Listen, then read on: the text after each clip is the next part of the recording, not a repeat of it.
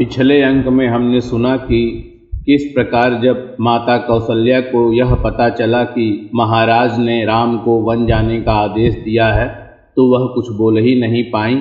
उनकी दशा गूंगी जैसी हो गई, वह किंग कर्तव्य विमूढ़ सी हो गई। अब आगे का हाल सुनते हैं।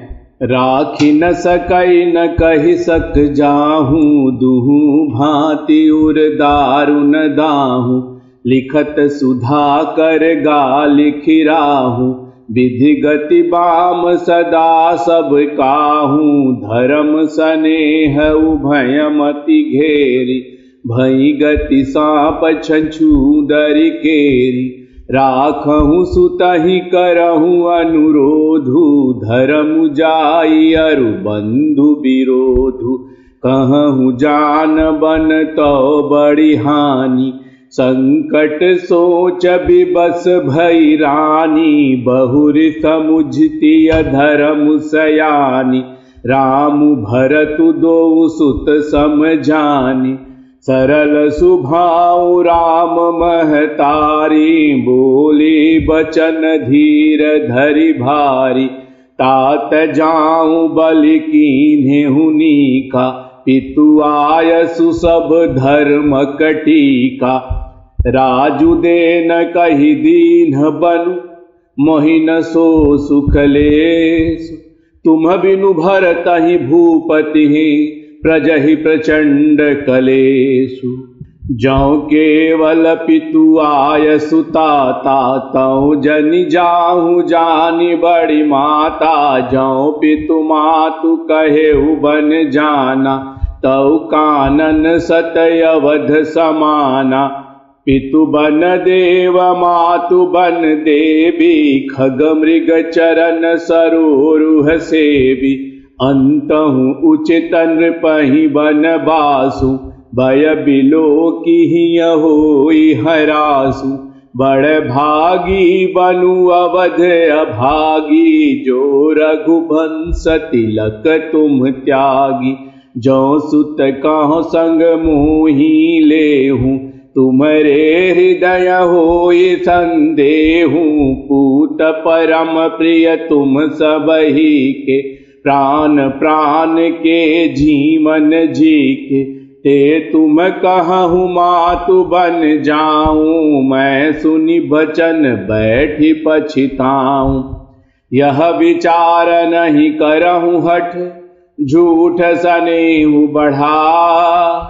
मानि मातु करनाथ बलि, सुरति बिसरी जन जाई। जब माता कौशल्या को पूरी बात पता चली तो वो बड़े ही धर्म संकट में पड़ गई। वो न यह कह सकती हैं कि रुक जाओ और न यह कह सकती हैं कि वन में चले जाओ। उनके हृदय में बहुत ही संताप हो रहा है। विधाता की चाल सदा सबके लिए टेढ़ी ही होती है। लिखने लगे चंद्रमा और लिख गया राहु। कौशल्या जी की जो गति है वो सांप और छछूंदर सी हो गई कि जिस प्रकार से सांप एक बार छछूंदर को निगलने की कोशिश करता है तो वह उसके गले में ही अटक जाता है, न उसे निगल सकता है और न ही उगल सकता है। वह सोचती हैं यदि मैं अनुरोध करके पुत्र को रख लेती हूँ तो धर्म जाता है और भाइयों में विरोध होता है, और यदि वन जाने को कहती हूँ तो बड़ी हानि होती है। इस प्रकार के धर्म संकट में पड़कर रानी विशेष रूप से सोच के बस हो गई। फिर बुद्धिमती कौशल्या जी स्त्री धर्म को समझकर राम तथा भरत दोनों को पुत्र के समान जानकर धीरज धरकर वचन बोली, हे तात, मैं बलिहारी जाती हूँ। तुमने अच्छा किया। पिता की आज्ञा का पालन करना ही सब धर्मों का शिरोमणि धर्म है। राज्य देने को कहकर वन दे दिया, उसका मुझे लेस मात्र भी दुख नहीं। दुख तो इस बात का है तुम्हारे बिना भरत को, महाराज को और प्रजा को बड़ा भारी क्लेश होगा। हे तात, यदि केवल पिताजी की ही आज्ञा हो तब तो कोई बात नहीं, परंतु यदि पिताजी और माताजी दोनों की आज्ञा है तो वन तुम्हारे लिए सैकड़ों अयोध्या के समान है। वन के देवता तुम्हारे पिता होंगे और वन देवियां माता होंगी। वहां के पशु पक्षी तुम्हारे चरण कमलों के सेवक होंगे। राजा के लिए अंत में तो वनवास करना उचित ही है। केवल तुम्हारी सुकुमार अवस्था देखकर हृदय में दुख होता है। हे रघुवंश के तिलक, वन बड़ा भाग्यवान है और यह अवध अभागी है जिसे तुमने त्याग दिया। हे पुत्र, यदि मैं कहूँ कि मुझे भी साथ ले चलो तो तुम्हारे हृदय में संदेह होगा, तुम धर्म संकट में पड़ जाओगे। हे पुत्र, तुम सभी के प्राण प्रिय हो, प्राणों के प्राण और हृदय के जीवन हो। मैं तुमसे यही अनुरोध करती हूँ कि माता का नाता मानकर मेरी सुध भूल जाना, मेरा मोह मत करना। तो किस प्रकार कौशल्या माता ने धीरज धरा हुआ है और राम से यह वचन कह रही हैं। इसका मूल कारण यह है कि भगवान राम ने उनको आरंभ में ही अपना रूप दिखला दिया था और उन्हें बता दिया था कि वो बहुत सी लीलाएं करने के लिए आए हुए हैं। इसलिए माता उनके प्रभाव को अच्छी तरह से जानती हैं और राम के कर्तव्य पथ में बाधा नहीं बनना चाहती। देव पितर सब तुम ही गोसाई, राखहु पलक नयन की नाई। अवधि अम्बु प्रिय परिजन मीना, तुम करुणा कर धर्म धुरीना। अस विचार सोई करहु उपाय, सबहि जियत जेहि भेटहु आई। जाहु सुखे न बनहि बलि जाऊं, करि अनाथ जन परिजन गाँव। सब करे आजु सुकृत फल बीता, भयउ कराल कालु विपरीता। बहुविध बिलपि चरण लपटानी, परम अभागिनी आपुहि जानी। दारुण दुसह दाहुर व्यापा, बरनि न जाहि बिलाप कलापा। राम उठाई मातुर लाई, कही मृदु बचन बहुरि समझाई। समाचार तेहि समय सुनि, सिय उठे अकुलाय। जाई सासु पद कमल जुग, बंदी बैठ सिरुनाई। दीन्हि असीस सासु मृदु बानी, अतिश कुमारी देखी अकुलानी। बैठी नमित मुख सोचति सीता, रूप राशि पति प्रेम पुनीता। चलन चहत बन जीवन नाथु, केहि सुकृति सन होई साथु। की तनु प्राण की केवल प्राणा, विधि कर तबु कछु जाई न जाना। चारु चरण नख लेखति धरनी, नूपुर मुखर मधुर कवि बरनी। मनहु प्रेम बस बिनती करही, हमहि सिय पद जनि परिहरही। मंजु बिलोचन मोचति बारी, बोली देखि राम महतारी। तात सुनहु सियति सुकुमारी, सास ससुर परिजन ही पियारी। पिता जनक भूपाल मनि, ससुर भानुकुल भान। पति रविकुल कैरव विपिन, विधु गुण रूप निधान। माता जी ने राम को बहुत प्रकार से आशीर्वाद दिया और कहा, तुम दया की खान और धर्म की धुरी को धारण करने वाले हो। ऐसा विचार कर वही उपाय करना जिसमें सबके जीते जी तुम आ मिलो। मैं बलिहारी जाती हूँ, तुम सेवकों, परिवार वालों और नगर भर को अनाथ करके सुखपूर्वक वन को जाओ। आज सबके पुण्यों का फल पूरा हो गया, कठिन काल हमारे विपरीत हो गया। इस प्रकार बहुत प्रकार से विलाप करके और अपने को परम अभागिनी जानकर माता श्री रामचंद्र जी के चरणों में लिपट गए। हृदय में भयानक दुसह संताप छा गया। उस समय के बहुविध विलाप का वर्णन नहीं किया जा सकता। श्री रामचंद्र जी ने माता को उठाकर हृदय से लगा लिया और फिर कोमल वचन कहकर उन्हें समझाया। यह समाचार सुनकर सीता जी अकुला उठी और सास के पास जाकर उनके दोनों चरण कमलों की वंदना कर सिर नीचा करके बैठ गईं। जब सास ने उन्हें कोमल वाणी से आशीर्वाद दिया, सीता जी को अत्यंत सुकुमारी देखकर वो व्याकुल हो उठी। सीता जी नीचा मुख किए बैठी सोच रही हैं कि उनके जीवननाथ वन को चलना चाहते हैं। विधाता की करनी कुछ जानी नहीं जाती। सीता जी अपने सुंदर चरणों के नखों से धरती को कुरेद रही हैं। ऐसा करते समय नुपुरों का जो मधुर शब्द हो रहा है, कवि उसका इस प्रकार वर्णन करते हैं कि मानो प्रेम के वश होकर नूपुर यह विनती कर रहे हैं कि सीता जी के चरण कभी हमारा त्याग न करें। सीता जी के नेत्रों से जल लगातार बहे जा रहा है। उनकी यह दशा देखकर श्री रामचंद्र जी माता कौशल्या जी बोली, हे ता सुनो, सीता अत्यंत ही सुकुमारी हैं तथा सास ससुर और कुटुंबी सभी को प्यारी हैं। अब वही सीता राम के साथ वन चलना चाहती। चंद्रमा की किरणों का रस चाहने वाली चकोरी सूर्य की ओर आंख किस तरह मिला सकती है। मैं पुनि पुत्र बधू प्रिय पाई, रूप रास गुणशील सुहाई, नयन पुतरि करि प्रीति बढ़ाई, राखें प्राण जान की लाई, कलप बेल जिम बहु विधि लाली, सींचि स्नेह सलिल प्रतिपाली, फूलत फलत भयउ विधि बामा, जानी न जाई काह परिणामा, पलंग पीठ तज गोंद हिंडोरा, सियन दीन पगु अवनि कठोरा, जियन मूरि जिमि जोगवत रहऊं, दीप बाति नहीं टारन कहूँ, सोई सिय चलन चहति बन साथा, आय सुकाह होहि रघुनाथा, चंद किरण रस रसिक चकोरी, रवि रुख नयन सकई किमि जोरी,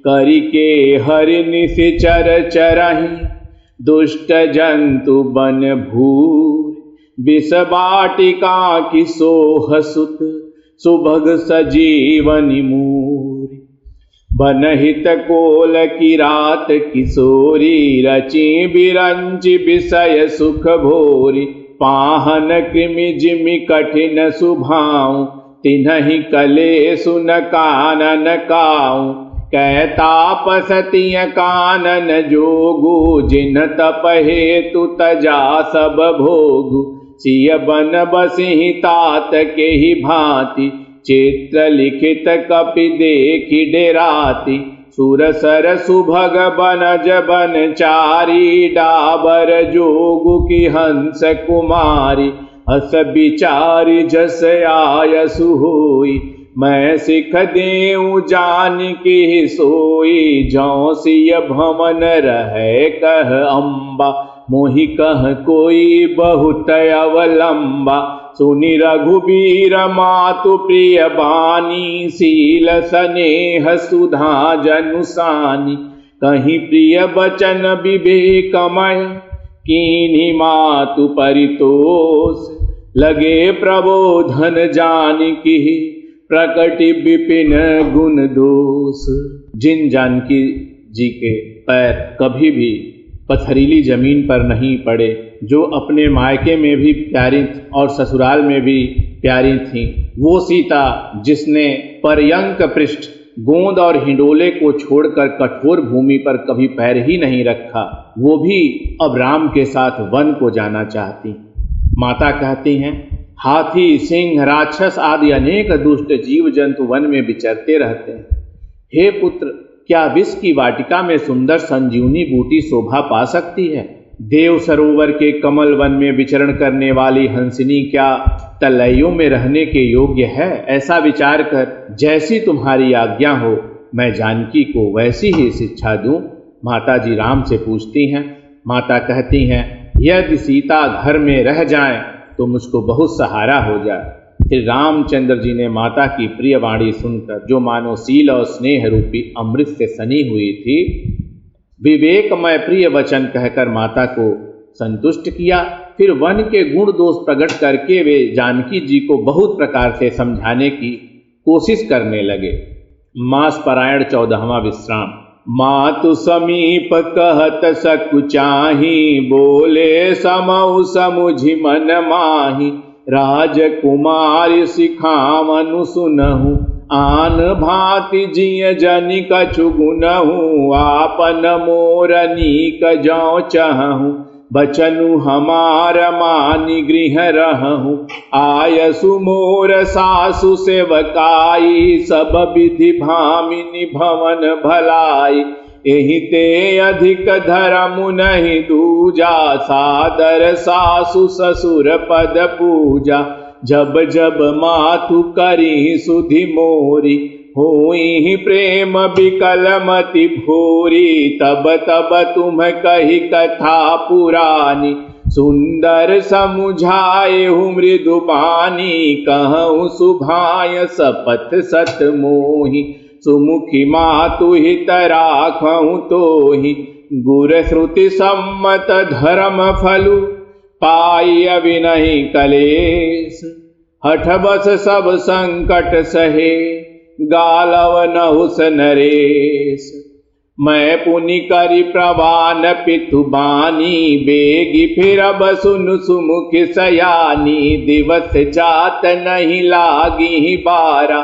सुंदरी सिखवनु सुनहु हमारा, जो हठ करहु प्रेम बस पामा। तऊ तुम दुख पाऊ परिणाम, काननु कठिन भयंकर भारी। घोर घामु हिम बारी बयारी, उस कंटक मग कांकर नाना। चलब पयाद ही बिनु पद त्राना, चरण कमल मृदु मंजु तुम्हारे। मार्ग अगम भूमि धर भारे, कंदर खोह नदी नद नारे। अगम अगाध न जाहि निहारे, भालु बाघ बिक के हरि नागा। करहि नाद सुनि धीरजु भागा, भूमि शयन बल कल बसन। असनु कंद फल मूल, एक सदा सब दिन मिलहि। सबुई समय अनुकूल। रामचंद्र जी सीता जी को समझा रहे हैं। माता के सामने वो थोड़ा सकुचाते भी हैं, पर मन में यह समझकर कि समय कुछ ऐसा ही है, वे बोले, हे राजकुमारी मेरी सिखावन सुनो। मन में कुछ दूसरी तरह न समझ लेना। जो अपना और मेरा भला चाहती हो तो मेरा वचन मानकर घर पर रहो। मेरी आज्ञा का पालन होगा, सास की सेवा बन पड़ेगी। घर में रहने से सब प्रकार से भलाई है। आदर पूर्वक सास ससुर के चरणों की पूजा करने से बढ़कर दूसरा कोई धर्म नहीं है। जब जब माता मुझे याद करेंगी और प्रेम से व्याकुल होने के कारण उनकी बुद्धि भोली हो जाएगी, वे अपने आप को भी भूल जाएंगी, तब तब तुम कोमल वाणी से पुरानी कथाएं कह कह कर उन्हें समझाना। मुझे सैकड़ों सौगंध है, मैं यह स्वभाव से ही कहता हूं कि मैं तुम्हें केवल माता के लिए ही घर पर रख रहा हूं। मेरी आज्ञा मानकर घर पर रहने से गुरु और वेद के द्वारा सम्मत धर्म का फल तुम्हें बिना ही क्लेश के मिल जाता है।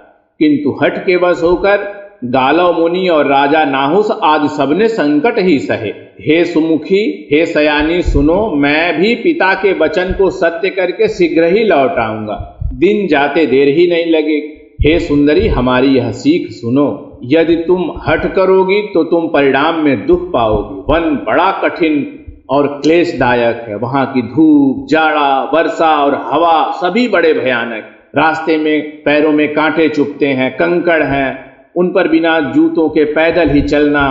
तुम्हारे चरण कोमल और सुंदर हैं और रास्ते में बहुत ही बड़े बड़े दुर्गम पर्वत हैं, खाइयां हैं, झरने हैं, नदियां हैं, पर्वतों की गुफाएं हैं। वो ऐसे अगम्य और गहरे हैं कि उनकी ओर देखा तक नहीं जाता। ऊपर से रीछ, बाघ, भेड़िया, सिंह और हाथी सब घूमते रहते हैं। वे ऐसे भयानक शब्द करते हैं कि उन्हें सुनकर धीरज भी भाग जाता। फिर उस जमीन पर सोना पड़ेगा, पेड़ों की छाल के वस्त्र पहनना पड़ेगा, खाने पीने का भी कोई भरोसा नहीं, पेड़ से तोड़ के कंद मूल यही सब चीजें खानी पड़ेंगी।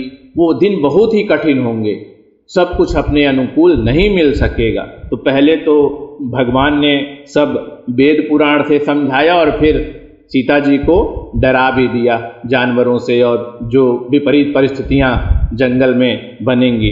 यद्यपि ये सारी बातें सही भी हैं। नर आहार रजनी चर चरही, कपट बेस विधि कोटिक करही। लागई अति पहार कर पानी, विपिन विपत नहीं जाय बखानी। ब्याल कराल बिहग बन घोरा, निश्चर निकर नारी नर चोरा। डर पही धीर गहन सुधियाए, मृगलोचनि तुम भीरु सुभाए। हंस गमनि तुम नहीं बन जोगु, सुनियप जसु मोहि देहि लोगु। मानस सलिल सुधा प्रतिपाली, जियहि किलवन पयोधि मराली। नव रसाल बन बहिहरन शीला, सोह की कोकिल विपिन करीला। रहु भवन यत हृदय विचारी, चंद बदनि दुख कानन भारी। सहज सुहृद गुरु स्वामी सिख, जो न करई सिरमान। सो पछिताई अघायुर, अवसि होई हित हान। सुनि मृदु बचन मनोहर, पिय के लोचन ललित भरे जल सिय के। शीतल सिख दाहक भई कैसे, चकई शरद चंदन सिजैते। उतरु नयाव बिकल बै देहि, तजन चहत सुचि स्वामी सनेहि। बरबसरो की बिलोचन बारी, धरि धीरज उरयवनि कुमारी। लगी सासु पग कह कर जोरी, क्षम विदेवी बड़ी अभिनय मोरी। दीनि प्राणपति मोहि सिख सोई, जेहि विधि मोर परम हित होई। मैं पुनि समुझ दीखि मन माही, पिय वियोग सम दुख जग नाही।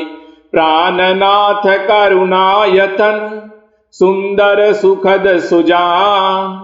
तुम बिनु रघुकुल कुमुद विधु, सुरपुर नरक समान। फिर रामचंद्र जी ने बहुत ही खतरनाक हथियार चलाया। वो कहते हैं कि यही नहीं, वहां पे मनुष्यों को खाने वाले निशाचर भी फिरते रहते हैं और वे करोड़ों प्रकार के कपट रूप धारण कर लेते हैं। और बाकी विपत्ति तो ऐसी हैं कि जिनका मैं बखान ही नहीं कर सकता, जो अचानक से ही आ जाती, वो तो मुझे भी नहीं पता। वन में भीषण सर्प, भयानक पक्षी, और सबसे बड़ी बात, स्त्री पुरुषों को चुराने वाले राक्षसों के झुंड रहते हैं। वन की भयंकरता याद आने मात्र से ही धीर पुरुष भी डर जाते हैं। फिर हे मृगलोचन, तुम तो स्वभाव से ही डरपोक हो, तुम बन जाने के योग्य नहीं हो। तुम्हारे बन जाने से लोग मुझे भी अपयश देंगे कि राम जो है स्त्री को लेकर वन में चला गया। मान सरोवर के अमृत के समान जल से पाली हुई हंसनी कहीं खारे समुद्र में जी सकती है?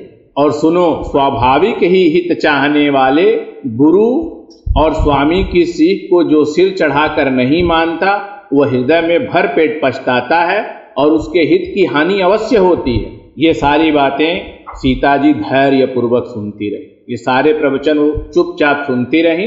फिर उसके बाद उनके सुंदर नेत्र जल से भर गए। जानकी जी से कुछ भी उत्तर देते नहीं बनता। वे यह सोचकर व्याकुल हो उठी कि मेरे पवित्र और प्रेमी स्वामी मुझे छोड़ जाना चाहते हैं। नेत्रों के जल को जबरदस्ती रोककर वे पृथ्वी की कन्या सीता जी हृदय में धीरज धरकर सास के पैर लगकर हाथ जोड़कर कहने लगी, हे देव, मेरी इस बड़ी भारी ढिठाई को क्षमा कीजिए। मुझे प्राणपति ने वही शिक्षा दी है जिससे मेरा परम हित हो, परंतु मैंने यह समझकर देख लिया है और मैं इस बात से पूरी तरह से कन्विंस हो गई हूँ कि पति के वियोग के समान जगत में कोई दुख नहीं है। हे प्राणनाथ, हे दया के धाम, हे सुंदर, हे सुखों को देने वाले, हे सुजान, हे रघुकुल रूपी कुमुद के खिलाने वाले चंद्रमा, आपके बिना स्वर्ग भी मेरे लिए नरक के समान है।